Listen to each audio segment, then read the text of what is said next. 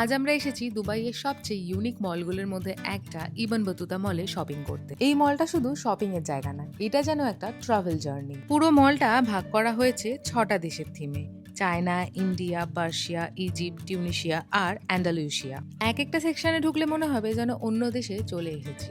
আমরা ইন্ডিয়া আর চায়না কোর্টটা ঘুরে সোজা চলে গেছিলাম সেন্টার পয়েন্টে শপিং করতে, কারণ এই মলটা পুরো ঘুরে দেখা একদিনে তো সম্ভব না। এখানে ভাই নিজের জন্য জামা দেখছিল, আর যেহেতু এরপরে আরেকটা ইন্টারন্যাশনাল ট্রিপ আমাদের রয়েছে, তাই আমরাও কিছু শপিং করছিলাম। সেন্টার পয়েন্টের জামাগুলো আমার ভীষণই ফ্যাশনেবল আর স্টাইলিশ লাগে, তাই আমি সেন্টার পয়েন্ট আর আরএনবি থেকেই আমার শপিংটা করে থাকি। তারপরে আমি একটু হোম সেকশনের জিনিসগুলো দেখছিলাম। সেন্টার পয়েন্টের এই হোম সেকশনের জিনিসগুলো ভীষণই ভালো ছিল, আর তোমরা যদি দুবাইতে থেকে থাকো একবার এই হোম সেকশনটা চেক আউট করতে পারো। সেন্টার পয়েন্ট থেকে শপিং করার পর আমরা চলে গেছিলাম আরএনবিতে।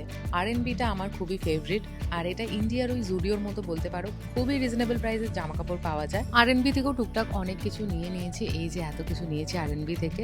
এই যে আমরা 2 ব্যাগ শপিং করেছি সেন্টার পয়েন্ট আর আরএনবি থেকে। তারপর চলে গেছিলাম খেতে। কোথায় খেতে গেছিলাম সেটা তোমাদেরকে নেক্সট পার্টে শেয়ার করব।